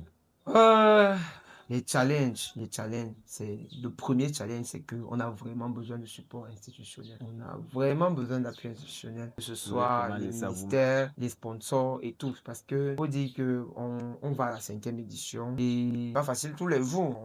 On essaye de porter le projet comme on veut. Et le réel challenge maintenant, c'est de rendre le contenu beaucoup plus camerounais et africain. Parce qu'on a commencé, il faut se dire la vérité de base, le festival était au moins à 90% japonais. Et c'était normal, parce qu'il fallait une raison pour faire sortir les gens. Si tu arrêtais que je sortais un contenu camerounais brusquement, ça n'allait pas être intéressant. Il faut le dire. Même si c'était bien, ça n'allait pas plaire. Ça n'allait malheureusement pas plaire. Donc, il fallait tirer de ce qui intéressait déjà et faire venir ce qui est camerounais petit à petit. Et je crois que c'est un objectif qui est en train d'être atteint au fur et à mesure. D'accord. Intéressant. Quelle est votre ambition? Ou quelles sont vos ambitions? Notre ambition, c'est de devenir les numéro 1 d'abord en Afrique centrale, puis de l'Afrique. En général. Vous avez identifié des concurrents sur la scène africaine? Oui. Il y a un festival au Gabon, au Nigeria, mais je crois que les plus hauts en Côte d'Ivoire. Mais je crois que ceux qui ont produit quelque chose particulièrement bien, ça devait être les Gabonais. Donc, ce sont nos principaux. Mais sinon, les réels concurrents qu'on a sont camerounais aussi. Il y a d'autres festivals comme Boabédé, l'ODF à Douala et un autre festival là. Bon, le nom m'échappe, mais ça a souvent lieu aussi à Yaoundé. Et donc, la plupart des concurrents sont d'abord camerounais. Mais il y a des gens dans d'autres pays, on essaye même de se rallier à eux. On a même déjà par ailleurs un groupe où on discute entre nous pour peut-être quelque chose entre tous les pays de l'Afrique centrale. Quelques petites anecdotes marquantes depuis ton aventure entrepreneuriale dans ce domaine. Ok, la première anecdote, c'est que durant la 2e édition, on a réuni presque 6 millions et on a tout perdu. Wow. Et on a quand même fait la 3e. Comment? 6 millions et vous avez tout perdu? Ouais, on a tout perdu. Comme ça, on ne peut même pas vous dire exactement où c'est parti, mais on sait qu'on a tout perdu. Donc, vous n'avez pas fait de bénéfices? Non, je dis on a perdu le capital. On a tout perdu. On est reparti de zéro. Il y a les gens qui ne peuvent pas croire quand je le dis ainsi, mais c'est la réalité. On avait dû repartir de zéro. Non, on est reparti de -5 parce qu'il y avait des dettes à rembourser. Et que on est encore là. Malgré ça, vous avez quand même continué. Oui, vous partez à la 5e édition on part déjà. à la 5e édition. Une autre petite anecdote. La 3e édition, on était censé l'organiser là-bas à Hippodrome, là, la grande mairie, là, comment ça s'appelle? L'hôtel de ville. L'hôtel de ville. Voilà, on était censé la faire à l'hôtel de ville. On avait la certitude. Et puis, on a arrangé le pactole. C'était beaucoup d'argent, je ne vais pas dire le chiffre, pour aller verser. Sauf qu'on nous a dit que les initiatives des jeunes sont interdites. Peut-être parce que d'autres festivals jeunes avaient fait des émeutes là-bas et tout. Et on se retrouve à moins 1 mois et demi après avoir fait des annonces. Heureusement, on n'avait pas annoncé le lieu. À ne plus avoir de lieu. Waouh, le On stress. a marché dans Yaoundé. Et puis, j'ai eu un petit éclair là. Je me suis souvenu d'un stade où je jouais quand j'étais petit, qui a été transformé en esplanade pour une mairie. La mairie de Yaoundé, c'est ça, Acacia. C'est comme ça qu'on organise le coffre de cette année-là. Et même pire encore, la quasi-totalité des sponsors nous avaient lâché 3 jours avant. Il n'y a que MTN qui avait tenu sa parole. Je les remercie encore aujourd'hui parce que c'est eux qui nous soutiennent quand même depuis le début. La quasi-totalité, tu t'imagines pas. À 3 jours. Oui, la quasi-totalité ne sont soit pas venus, soit n'ont pas honoré leurs engagements. Et c'est la stricte réalité de l'entrepreneuriat dans le pays. Et c'est pour ça que c'est bien d'entreprendre ce que tu aimes. Sinon, tu ne pourras pas supporter des coûts comme ça. Non, tu ne pourras pas supporter. C'est vrai. C'est lourd. C'est trop lourd. C'est lourd. Et dans tout ça, après, tu as les otaku qui sont sans gêne. Ils vous insultent. Ils critiquent et tout. Et j'ai beaucoup aimé l'édition de l'année passée parce que l'un d'entre nous, Marcel, il a eu une idée de génie. On a contacté les sous-communautés dans la grande communauté otaku, dans les groupes comme on les appelle souvent. Et on leur a fait un petit pari, on leur a dit, OK, on vous donne le stand gratuitement. Et puis vous allez créer l'animation que vous voulez à l'intérieur. Si ça vous génère du bénéfice, tant mieux. Vous n'avez simplement pas le droit peut-être de vendre si ça parce que vous faites concurrence à ceux qui auront payé le stand. Mais vous l'avez gratuitement, on a juste besoin d'animation parce qu'on estime que, bon, vous avez critiqué ici et là. Donc, montrez-nous ce que vous pouvez faire. Je crois qu'il y a 3 communautés sur une bonne vingtaine qui nous ont produit quelque chose. Et je remercie OGL, Otaku de Soi et Eno pour ce qu'ils ont fait. Ils ont produit quelque chose de bien et de beau. Mais tu vois, sur plus de 20 communautés, il y en a à peine 3. C'est pour que les gars comprennent que ce n'est pas facile au quotidien. Si ce n'est qu'une affaire d'idées, on en est. On est comme les idées. On en a 800 par seconde. On en a 800 par seconde. Les idées, c'est bien beau. Oui, c'est bien beau. C'est facile de critiquer, mais les implémenter. C'est toujours très facile d'avoir des idées. Se dire non, vous pouvez faire comme ça, vous pouvez faire comme ça. Et je reviens même sur un truc qu'on dit tous les jours et les gens ne croient pas. Entrer dans notre staff, c'est la chose la plus facile qui soit. Apporte une idée et tu nous montres comment l'implémenter. On te donne le poste, tu prends l'idée, tu l'implémentes. Terminé. Moi, par exemple, je suis entré dans le festival à 2e édition parce que j'ai su qu'il n'avait pas un bon suivi des finances. Je suis donc entré comptable de formation et de profession. C'est dans ça que je fais. On ferait une émission pour que tu nous parles de comptabilité. Voilà, ne t'inquiète pas. Tracer les financements et apporter d'autres sources de financement quand c'est possible. D'accord. Comment vois-tu l'univers otaku en Afrique dans 10 ou 15 ans? Bon, je vais surtout parler de notre réalité à nous. Ouais. On est sur une balance. On est sur une balance où, dans 10 ans, on peut se retrouver tellement haut, comme on peut se retrouver au même niveau, ou on peut se retrouver tellement bas. Mais je crois que la tendance est suffisamment positive actuellement. D'accord. On peut se retrouver dans quelque chose de beaucoup plus vulgarisé, de beaucoup mieux agencé, parce qu'on a aussi beaucoup de lacunes encore, il faut le dire, de beaucoup mieux agencé et carrément un nouveau secteur économique. Plus tôt dans l'échange, tu as fait comprendre qu'il y a eu un conflit entre toi et le papa par rapport à ta passion pour les mangas. Vu qu'à un moment, tu as même décidé de faire de ça une activité économique, comment as-tu géré l'incompréhension de la famille? Parce que je suis certain qu'il y a quand même eu un peu d'incompréhension. Comment tu as géré ça jusqu'à présent? Du moment où l'otaku est devenu une activité économique, mon père et moi, on est devenus comme ça. Je dis, dès lors où je lui ai présenté mes rendez-vous à l'ambassade, les négociations de ci ou de ça, il a compris que... Et il me l'a dit ouvertement que non, j'ai toujours dit que c'est des trucs d'enfants. Il a eu toute l'humilité de venir s'excuser et me dit que non, vraiment, je t'encourage dans tout. Et mon père est l'un des plus grands soutiens de tout le festival. Toute mon équipe sera d'accord avec Waouh, moi. la belle histoire. Je t'assure. La belle Ça, histoire. c'est un shonen qui C'est finit un bien. shonen qui Ça, finit c'est un bien. shonen qui finit tellement bien. Je Intéressant, t'assure. intéressant. Et tu parles de rendez-vous à l'ambassade. J'ai eu à voir un de tes statuts. Tu avais mis une enveloppe que tu as reçu une invitation. Ah oui, Mais oui. j'ai l'impression qu'il y a quand même de quelques petites belles histoires et belles surprises que tu as à vivre dans Oui, cette oui, oui. aventure. Tu peux en L'aventure, partager. vraiment, ça m'a apporté beaucoup de belles choses. Comme, Au-delà des connaissances, aujourd'hui, j'obtiens facilement un rendez-vous à l'ambassade. Aujourd'hui, l'un des nôtres n'aurait pas trop de difficultés à avoir un visa pour le Japon. Et aujourd'hui, chaque année, je l'ai dit à un moment, on est invité à l'anniversaire. L'enveloppe dont tu parles, c'est l'anniversaire de l'empereur du Japon qui est organisé par ces différentes ambassades dans chaque pays waouh, et qui se tient chaque année au Hilton. Nous, on reçoit toujours un certain nombre d'invitations pour y participer. waouh. Chaque année. C'était Et la deuxième fois que j'y allais. félicitations. Non, C'est des merci. choses comme ça, De- ça fait Donc, plaisir. ça prouve quand même qu'ils sont contents de ce qu'on fait. Parce que, en réalité, la journée du Japon, qui est organisée presque tous les 2 ans, en fonction de l'équipe qui est à l'ambassade, nous sommes inclus directement dans l'organisation. La dernière édition a eu lieu à l'IFC.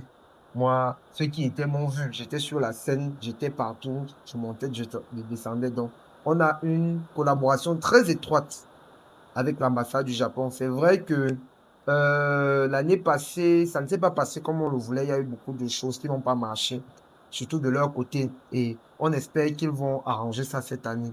Mais sinon, on a vraiment une coopération très étroite. Et on les remercie beaucoup parce que à chaque édition, ils nous prêtent du matériel. Les aori et les yukata, tenues traditionnelles japonaises, que les gens appellent souvent kimono, ils nous les prêtent gratuitement. On a juste obligation de les rendre en l'état. D'accord. C'est quand le prochain festival? Ok, le prochain Kamer Otaku Festival aura lieu le week-end du 8 au 9 août. C'est vrai qu'on avait une date fétiche qui était le premier week-end du mois d'août. Mais le premier week-end du mois d'août de cette année tombe le premier et le 2. C'est un peu trop juste à notre goût. On aimait bien que ce soit 4, 5 et autres. Donc, on a décidé de l'envoyer au deuxième week-end du mois d'août, donc du 8 au 9 août de cette Du année. nouveau en perspective, des innovations. Oui, oui, vraiment, on passe sur ce que on aime dire. Cette année, ne dites pas le Kamer Otaku Festival 5e édition, mais dites édition anniversaire pour les 5 ans du Kamer Otaku Festival. Ça promet du Donc, lourd. oui, par la grâce de Dieu, on aura un très bon accompagnement et avec cet accompagnement, on veut vraiment produire quelque chose d'inédit. Quelque chose, c'est vrai qu'en général, le coffre, c'est du jamais vu, mais du jamais vu encore au-dessus de ce qu'on a l'habitude de proposer. D'accord, Donc, d'accord. gardez la date, save the date. Du 8 au 9 août. Oui, et les gens réservent déjà les stands. Donc, vous pourrez déjà nous contacter via nos pages @Kamer Otaku Festival sur la plupart des réseaux Instagram, Facebook, TikTok. Ou Facebook, si vous voulez Instagram, réserver les TikTok. stands, et les stands ne sont pas réservés uniquement à ce qui est otaku, on a aussi les stands pour le commerce général et pour tout type d'entreprise. Ah, ok. Et il y a les packs de sponsoring s'il y a des gens qui veulent nous Vous accompagner aussi. accompagnez. Voilà. Ok. Quelque chose que tu retiens globalement de cette aventure entrepreneuriale jusqu'ici? La première des choses, c'est que c'est difficile. Oui. C'est extrêmement difficile. Parce qu'il faut donner de tout, hein, en réalité. Moi, on est un groupe qui avons donné de tout. Même ce qu'on n'avait pas, on a donné. Il faut vraiment être prêt à donner. Il faut être aux aguets. Parce que les fois où on a observé un relâchement, ça a payé cash. Chaque fois qu'on s'est un peu relâché, ça a payé cash. Il y a eu des conséquences, parfois même irréversibles, qu'il a fallu contourner ou masquer d'une certaine façon. Donc c'est très difficile. En même temps, c'est très édifiant et très passionnant. Je suis toujours content, même quand ça ne marche pas pendant le festival, je suis toujours content quand je me retrouve là. Quand je vois et que je me dis, waouh, c'est nous qui avons réuni ces personnes, waouh. Les gens s'y sont contents comme ça parce que nous, on a pris cette initiative et tout. Et quand je vois aussi le potentiel financier du truc, parce que en termes de potentiel, il est énorme. On a de quoi développer tout un secteur économique autour du festival. Donc, dans ça, j'ai énormément de fierté aussi. Je suis particulièrement fier si mes collègues, mes collaborateurs m'écoutent. Je suis particulièrement content de faire partie de l'aventure. Et Ils le savent, je suis toujours prêt à tout moment à donner tout ce qu'il faudra donner pour que le festival donne. J'ai mes erreurs, j'ai mes lacunes. Comme tout le Parfois, monde. oui. Mais je crois que j'ai suffisamment prouvé l'amour que je porte à cette initiative-là, qui pour moi est venue du ciel. Parce que vraiment, j'avais vraiment eu beaucoup de mal à croire que c'était des amis à moi qui ont lancé le projet et je l'ai rapidement épousé. Donc, il y a beaucoup de difficultés, il y a aussi beaucoup de joie et d'honneur. Et des personnes que tu aimerais remercier. J'aimerais remercier Diane. Diane Beng de son vrai nom, ou Diane Polo dans la communauté, parce que c'est par elle que j'entre dans le projet. Je voudrais remercier Marcel, qui est aussi le cofondateur avec Diane, qui est déjà de ma famille. Il est l'un des gars qui m'a soutenu dans une épreuve avec mon père, où je ne vais pas vraiment mentionner ce qui s'est passé. Carole aussi, ils sont comme mes sœurs et tout. Ensuite, il y a Lorraine Fanuel, et d'autres qui nous ont laissés sur la route, vraiment. Giovanni, Extincelle, d'autres qui ne sont pas forcément là physiquement et qui nous soutiennent. Il y a mes parents et les parents de tous ceux que j'ai cités. Parce que la réalité est que on a eu des parents qui ont été peut-être sceptiques comme le mien au départ, mais que depuis qu'on a lancé le projet, ils nous tiennent la main comme les parents qui sont. Vraiment, j'aimerais beaucoup les remercier. Voilà, dans les personnes. Artemis aussi, qui n'est plus là physiquement, mais qui nous accompagne toujours. D'accord.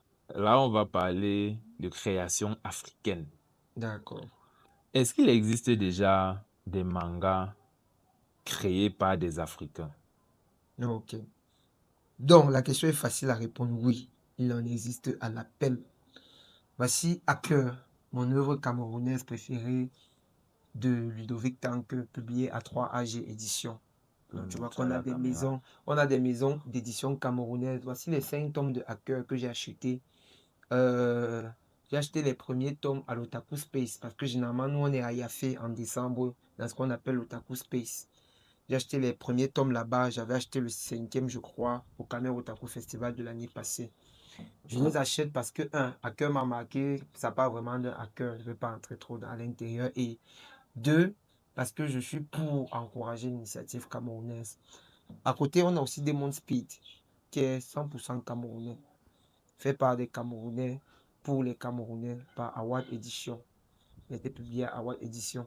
Donc, le prix est même là, ça ne coûte que 2000 francs. Maintenant, on a des gens comme Zebra Comics, qui ont un site qui te permet de lire des œuvres des Camerounais en ligne. Zebra Comics qui de nos jours est en partenariat avec l'ambassade des US et qui ont créé un personnage du nom de Epa Samoto. Epa Samoto représente le dieu du monde Cameroun. Ils ont créé une histoire où ils le mettent en rivalité avec Superman. Et ça a été sponsorisé à 100% par l'ambassade des US. C'est pour vous dire qu'il y a du potentiel au Cameroun. Ils avaient fait créer, et même en Afrique en général, merci de toujours préciser. Ils avaient créé une version afro de Joker, le personnage américain ennemi de Spider-Man, qui a été sponsorisé et qui a été approuvé par DC Comics. Donc vous imaginez un peu l'ampleur de ces comics qui créent tous les comics, les Batman et tout ça. Imaginez un peu.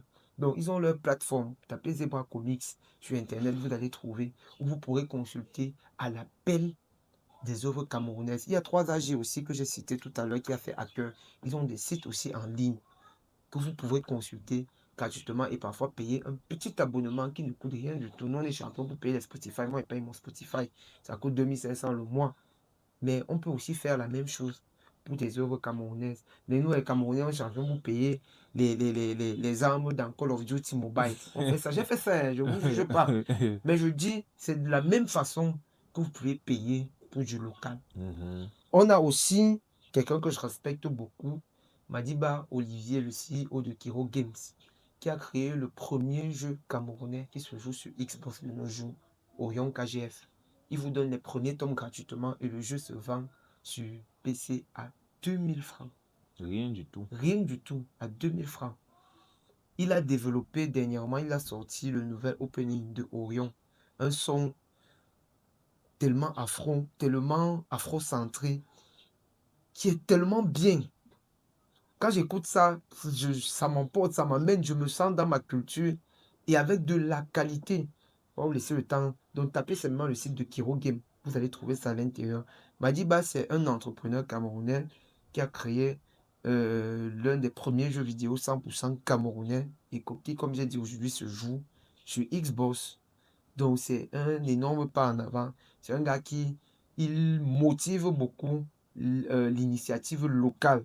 Et dans ses œuvres, il fait toujours appel à du Camerounais et à de l'Africain aussi, en général. Donc, pour la création de contenu camerounais, il y en a à l'appel. Et on aime donc se servir de ces œuvres-là pour faire du cosplay beaucoup plus de nos jours. Le cosplay, pour ceux qui ne savent pas, c'est simplement se déguiser en des personnages fictifs. Donc, on aime utiliser les œuvres de ces gens que je viens de citer pour les intégrer beaucoup plus à notre festival. On leur accorde beaucoup de faveurs autour du festival pour faire la promotion du Camerounais et de l'Africain en général. Donc, ne pensez pas que, voici, je ne suis pas en train de dire, gars, les Japonais, c'est eux les pionniers. Je ne suis pas en train de dire qu'ils ne font pas bien. Mais qu'ils font bien, voici Jujutsu Kaisen, voici 3 tomes ici, là. Vraiment, ils font très bien, ce sont les pionniers. Mais prenons exemple sur eux et créons chez nous. Et maintenant, c'est à nous, les consommateurs, d'encourager l'initiative camerounaise. Excellent, excellent.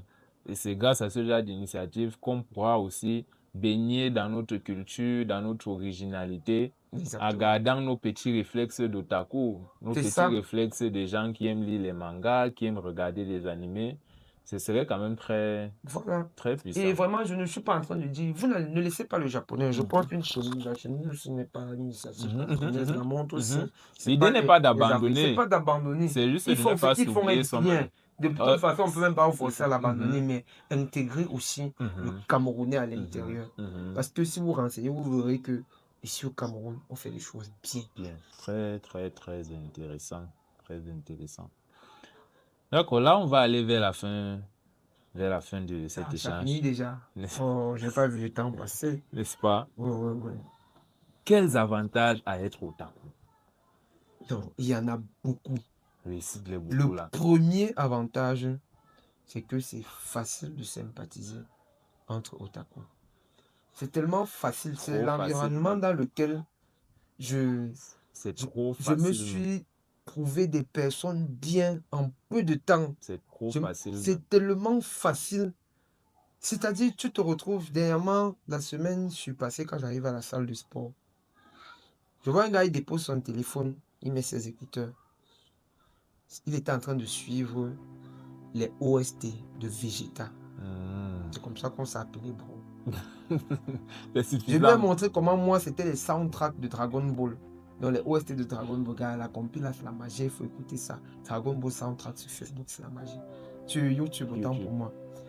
C'est comme ça, donc, c'est tellement facile de sympathiser avec un otaku, ce qui fait que s'il y a quelque chose qu'il maîtrise dans la vie, il va t'aider à l'intérieur. Oui. Je ne compte pas le nombre de personnes qui m'ont demandé les conseils en comptabilité parce qu'on leur a dit d'un groupe otaku que c'est mon domaine. Je ne compte pas. C'est facile d'avoir de la famille chez les otaku. C'est vrai. C'est tellement facile parce qu'aujourd'hui, quand par exemple notre ami Beka vient au pays, on se retrouve obligé d'organiser un calcio alors que d'habitude c'est difficile de se rencontrer. Mais comme c'est que notre ami otaku Beka vient, on essaie de créer les créneaux dans nos emplois du temps. Tu te rappelles, Dylan avait quitté son travail. Il a créé un truc pour quitter simplement pour faire 30 minutes parce que Beka était là. Et voilà, entre nous, otaku, on a de tout. Entre ingénieurs, comptables. Il y a de tout le monde. Médecins, pharmaciens. On a de tout. Et à cause du fait qu'on est otaku, on a la facilité à partager cela. On a la facilité parce que je connais chez toi, je connais chez Eva, je connais chez Tan. On a facilité à dire que tu connais le chez moi, à dire qu'on organise un meeting. Et moi, je suis de ceux qui pensent que la chose la plus importante sur la terre, c'est l'humain. Oui. Donc, quand je me retrouve quelque part où on a la facilité à regrouper les humains, je me sens forcément bien. Donc, moi, je pense que c'est ça le truc majeur à être otaku, c'est la facilité à créer des liens. Et des liens solides. Je suis totalement d'accord Il y a avec tous toi. les hypocrites, il y a tous les Oui, méchants il y dans a les tout ça otaku. Hein. partout. Mais moi, sachez que je suis quelqu'un qui est un otaku et qui est aussi intégré à toutes les branches de la société. Parce que ça ne me rend pas quelqu'un de difficile. Donc, si je parle ainsi, sachez que j'ai étudié toutes les couches de la société où je touche. Et j'ai compris que pour sympathiser autour des otaku, c'est très facile, très facile. C'est vrai, c'est vrai. Je suis d'accord avec toi. Même moi, je suis dans les 2-0, les tontines et tout. Voilà. Vraiment, les environnements où il y a le plus de sympathie, c'est les environnements otaku. Et toujours pour enchérir ce que tu dis, si je prends mon exemple personnel, les personnes avec qui j'entretiens les meilleurs liens aujourd'hui, c'est des personnes que j'ai découvertes dans le monde otaku. Voilà. Tu vois, aujourd'hui, on est ensemble, on fait cette C'est petite ça. émission. On s'est connus par le biais du monde otaku. Il y a Zangoul qui est venu aussi récemment, on a fait une émission sur la lecture. Il y a Mimche qui est venu, on a fait une émission sur le développement des villes. Il y a l'apothicaire avec qui on a fait une émission sur la pharmacie et la réalité des médicaments. Tous, je les ai connus dans l'univers otaku. Et aujourd'hui, on entretient de très belles relations. Voilà. Donc même mon relationnel même, c'est surtout dans l'univers otaku que je l'ai connu. Non, j'ai tellement. Je te dis, dans le Camer otaku, j'ai des gens qui sont comme des frères. Ils arrivent à la maison, ils sont comme des enfants de la maison et tout. Simplement parce qu'on s'est connus dans le Camer Otaku Festival, c'est-à-dire dans l'otaku. Ouais, c'est très puissant. Quand oui, c'est puissant. Il y a vraiment une facilité à sympathiser. Je me dis que ça vient, selon toi, ça vient de quoi, cette facilité à sympathiser? Je pense que c'est les leçons qu'on tire intrinsèquement des animés sans s'en rendre compte souvent. Parce que tu vas te rendre compte qu'on est ensemble entre otaku, les débats se lancent facilement. Oui. Ça se lance facilement. Oui. Ça crie de partout. Comme quand tu parles de IQ et Kuroko. Exactement. Ça crie de partout, mais il y a toujours le point de rassemblement. Où à la fin, on est tous d'accord que non, ça c'était vraiment une masterclass. Oui. Non, la sortie, si c'était comme ci, comme ça. Qu'on ramène beaucoup Gojo. Oui, oui. À la fin, on se rejoint toujours. Beaucoup de hype. Souviens-toi, je dis même souviens-toi, putain, c'est tout d'actualité. OG a environ 5 démembrements.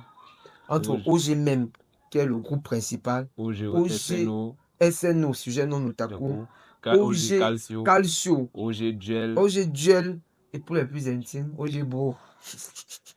Petite parenthèse. Il y a même OG Clash Royale. Il y a même OG Clash Royale. OG Storm. Donc, on a créé, c'est toute une société, mais à l'intérieur, il y a beaucoup de sous-sociétés en fonction, OG Scan, en fonction des goûts de chacun, pour que personne ne soit exclu à la fin. Donc, c'est juste à quoi on essaie d'intégrer tout le monde. Et voilà, je crois que j'ai même la réponse. En réalité, du fait qu'on a été marginalisé et qu'on connaît ce que ça fait, on ne veut pas imposer ça aux autres. Parce que dis-toi que dans tout ce qu'on organise, on invite tout le monde, même les non-otaku, qu'on traite exactement de la même façon et qu'on essaye même de les intégrer à ce qu'on fait.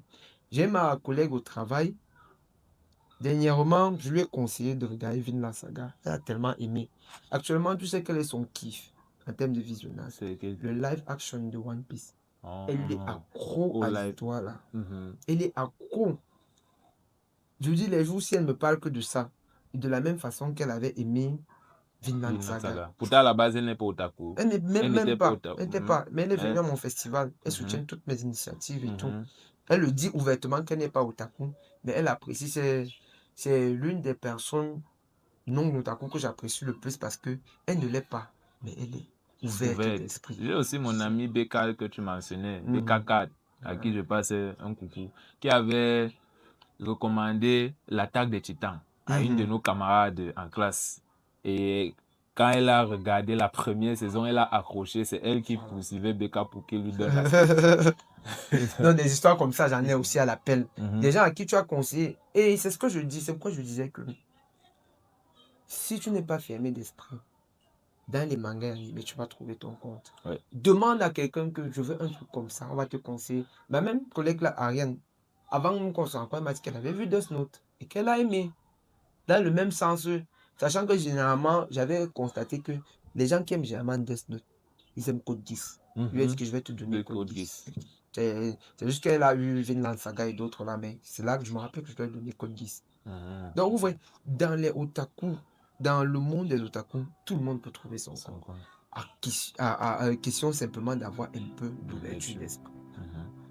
Je me dis que la sympathie vient aussi du fait que l'univers otaku, c'est un univers plein d'émotions. Oui. Genre, il y a vraiment beaucoup Oui. d'émotions. Quand tu regardes un animé, les OST, les scènes badass, les moments cultes, les pleurs, tellement d'émotions que quand quelqu'un suit un OST à côté de toi que tu connais, automatiquement il est ton ami. Parce que c'est un OST qui te parle, qui véhicule en toi certaines émotions. Et tu vois, quand parmi les openings que je t'ai cités là, il y avait celui de Naruto. Il y a un enchaînement dans Naruto qui est tellement émotionnel entre le combat Itachi. On commence combat Itachi Sasuke. À la fin, on se rend compte que Itachi n'a jamais été mauvais. Au contraire, c'est un héros dans l'ombre. Entre Jiraiya qui peut affronter Pain, il peut fuir. Mais il dit que si je fuis, on ne va pas découvrir son secret et il va venir nous abattre nous tous. Il se sacrifie pour qu'on ait le secret pour battre la personne. Et on tombe sur Naruto, qui vient venger son maître et qui finit par sympathiser avec celui qui a tué l'une des personnes à qui il tenait le plus. Tout ça pour trouver une paix commune et qui arrive à lui épouser ses idéaux. D'accord. Comment ne pas ressentir des émotions? Non, c'est des émotions. Jiraiya, je rappelle, c'est le seul personnage de toute la fiction que j'ai pleuré. Le reste, il y en a qui m'ont fait c'est la mort qui m'a le plus fait mal. Il y en a qui m'ont fait soucier, mais Jiraiya avait coulé la larme. C'est une mort qu'on le ne voit Koro pas Sensei, ça m'avait fait soucier, ça m'avait touché quand même. Jiraiya, Ace un peu, mais Jiraiya. Non, pour moi, c'est la mort qui m'a le plus fait mal. Oui, c'est elle qui m'avait le plus touché. Moi aussi. C'est un truc que tu veux que quelqu'un retienne de cet échange, même quelqu'un qui n'a jamais touché un manga, ce serait quoi? Ce que je voudrais qu'on retienne, c'est que il est vraiment possible de faire la part des choses entre l'otaku et notre culture, et qu'il est même bien, il serait même bien qu'on trouve une jonction entre les deux, et que c'est tout le monde qui gagnerait à ça. Donc j'invite vraiment les uns et les autres à être ouverts d'esprit, à ne pas être critique de prime abord, à accepter l'autre tel qu'il est. Et les otaku, je vais les prier de se rapprocher de leur culture. Ne changez pas votre côté otaku. Oui. On l'aime tel qu'il est. Mais rapprochez-vous de votre culture. Que ce que les autres ont apporté ne vous détourne pas de qui vous êtes. Parce que ta culture, c'est ce que tu es. C'est ce que on n'enseigne pas. On n'enseigne plus suffisamment. Je pense qu'on enseigne plus suffisamment. Restons ancrés à notre culture en adaptant celle des autres. Parce qu'on a du bon à en tirer. Super. Avant de conclure, je vais quand même te laisser petit moment freestyle pour que tu nous dises pourquoi IQ est le meilleur animé de sport et qu'il explose le Kuroko Basket. Ok. Vraiment, dans ce que je dis, je ne dis jamais que Kuroko Basket n'est pas bien. J'ai regardé jusqu'à la fin. Ça m'a captivé du début à la fin.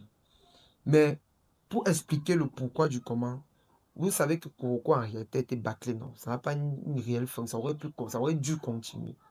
Mais de toi à moi qui a regardé Kuroko, qu'est-ce qu'ils allaient nous produire à la NBA? Avec tout ce qu'on a vu dans le collège, qu'est-ce qu'ils allaient nous produire pour nous captiver encore à la NBA? Quand on avait un gars que sans entrer dans la zone, il marquait déjà de son camp. Quand on avait déjà la zone où quelqu'un prenait le ballon, il faisait le freestyle. Donc, le truc que je trouve en plus dans Kuroko, dans IQ, c'est que IQ est resté très humain. Très, très humain, très proche de la réalité.